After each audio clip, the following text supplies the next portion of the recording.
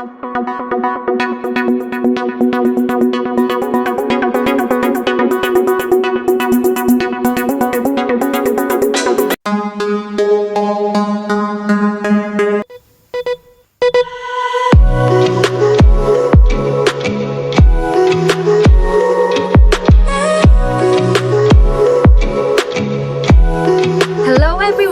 day! Well, I hope you are all doing well because today I welcome you to another fun and exciting lesson.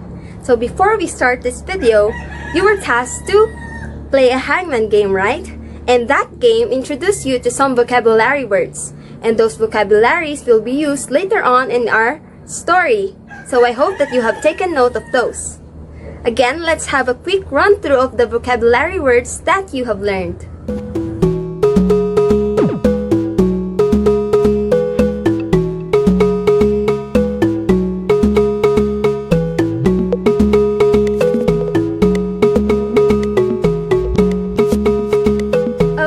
So those were the vocabulary words that you have learned from the hangman game. So I hope that you have taken note of those. Before we officially start, I want you to remember that throughout this discussion, I will be asking you some questions. And after watching this video, you were tasked to post your answers on our forum thread. Is that clear? So if you need more time to answer, you can pause this video and then resume when you are done answering. Is that clear? Okay, let's now proceed. I want to ask you a question. What would you prefer? Would you prefer to be poor but kind and happy? Or be rich but sad and unrighteous? What would you prefer? And why did you say so? Okay, how about this? Do you think a good deed deserves a reward?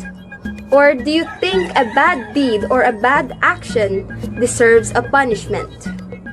Why did you say so?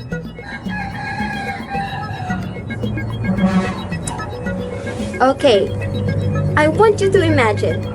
Can you imagine if everyone in the world would be cruel, unkind, and rude? What do you think will happen to the world? Would you like to live in that kind of place? Would you like to live in that kind of world where everyone is so bad that they are cruel, unkind, and rude? Please tell me about your answers. Moving on. I know that you have already read the story of BAUCIS and Philemon as you were tasked last Tuesday to read the text given to you. But now, we will dive a little deeper on the story by watching an audio-visual clip of it and then while listening to the summary and then making an activity later on. So are you ready? Let's now proceed.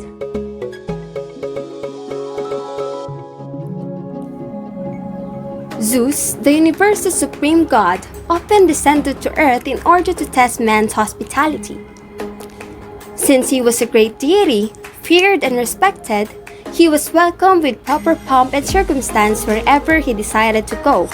Nonetheless, this time, he wanted to know what sort of reception he would receive if he decided to keep his real identity.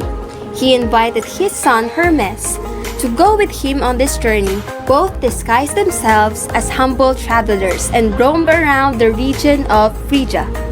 They crossed paths with a beautiful house and decided to knock on its doors. What do you bums want? We'd like to have something to eat and a place to rest. Get out of here! This is not an inn! Zeus repressed his anger and decided to go on with his journey. Up ahead, they found yet another house which appeared to be hosting a party. Both of them approached the host and asked, "Excuse me, but can you please give us a drink to quench our thirst? Can't you see that today is my daughter's wedding? What will the guests think if they happen to see two homeless men in my house?" Zeus almost pierced the man with one of his bolts, but Hermes, managed to calm him down. The great god and his son knocked on several doors in the vicinities, and all those greeted them with outrageous words. Already tired and disappointed, they decided to knock on the door of a tiny hut which seems to be falling into pieces. There, they were welcomed by an elderly couple, BAUCIS and PHILEMON. After noticing the tired wayfarers, quickly invited them to enter their home and rest for a bit. It was a humble house. They obviously had few resources, but that did not prevent the woman to provide the guests with the few provisions they had. The woman served them soup and bread, while the man filled the cups of the guests with a homemade drink that he made. There were not much of the drink left in the bottle, so Philemon decided to split the little amount of the drink to the two guests. Zeus snapped his fingers and the bottle was filled again. Amazed by it, Philemon realized that he was facing a god of the universe. After enjoying the couple's hospitality, Zeus again snapped his fingers and brought the couple on top of a hill where they could see the whole land of Phrygia. And he asked if there was something they would like to request. "We have been loving each other since we were young, and we would like to leave this world together when the time comes. So, let it be!" Zeus summoned a major storm which flooded the entire city, punishing all those who had denied him hospitality. The couple's house was also shattered, but in its place, Zeus materialized a beautiful temple made of marble. "From now on, you will be the priests of this temple devoted to me, and will remain together until the last of your days." Philemon and BAUCIS still lived many years together until one day, their time came. They were walking in the temples of the garden with their hands together when they both started to assume the shape of two beautiful trees, and their roots ended up intertwining. Finally, Philemon said his last words. "Goodbye, my love." So that ends our story for today. And isn't that heartwarming and awe-inspiring? Knowing that there are two people who loves each other so much that they still want to be together until the end. And that both of them have lived their lives full of kindness and goodness in their hearts. It's just so beautiful. Just like how they turned out in the end. They were the magnificent and beautiful linden and oak tree with intertwining roots and trunk.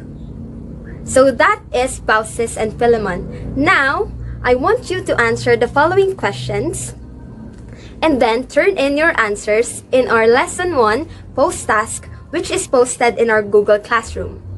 Is that clear? Now, who is up for an activity? Well, I hope you are game for that because we will have one right now. Now, I want you to watch this video carefully, and I want you to also observe very well what happens in the glass of water and the dyes that are poured into it. Okay? So, the materials of this activity involves dyes, the bleach, a spoon, and 3 glasses of water.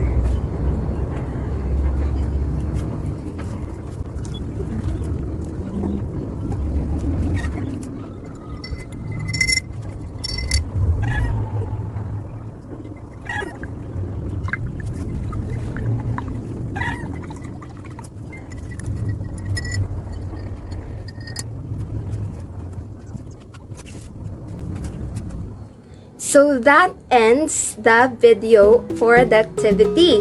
Now, as you are watching the video, have you thought of some connections of it to our story earlier? Well, if you have thought of those, then you are on the right track because each element in the activity that we have watched earlier represents something. And first one, the glasses of water represents who? It represents us. It represents humans. Next one, the dice represent are tainted behaviors. When I say tainted behaviors, it refers to the not so good traits that we have.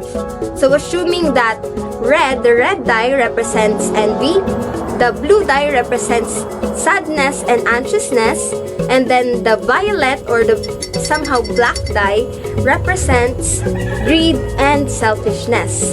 Now, the bleach, on the other hand, is the good trait that cancels out those tainted behaviors. Understood? Okay. Now, since those dyes are the tainted behaviors, based on the story, based on the lessons that you have learned from the story, what good behaviors now cancels out? First, envy. Second, what good behavior removes anxiousness and sadness? And then third one, what good traits cancels out greed and selfishness? I want you to list down your answers and then explain the connections or the importance of having these good behaviors to cancel out those bad behaviors. I want you to post your answers on our Google Classroom on the thread for the valuing activity, okay? So students, the world will be better if you always put kindness and goodness in your hearts first. Do you believe that? Well, I do believe it. And may the story of BAUCIS and PHILEMON teach us to learn the values of being contented, of being kind, of living life full of faithfulness and full of love. And may we live our lives always remembering that the kindness and goodness of our hearts is always the best nourishment for humanity. That is all, everyone. I hope that you have learned a lot from today's lesson. See you again on our next video. Bye!